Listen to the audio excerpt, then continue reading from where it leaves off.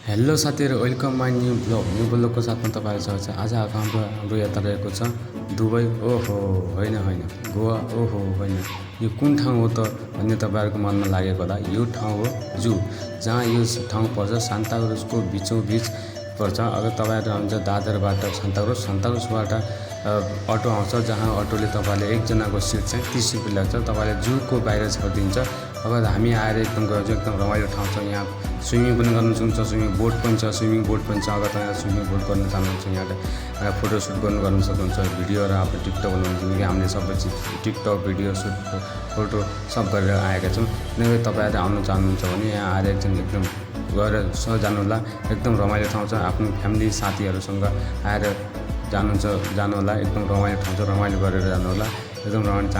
हामी आएर गएका छौँ, म र मेरो साथी अनिल र म आएर गएका छौँ। एकदम रमाइलो छ।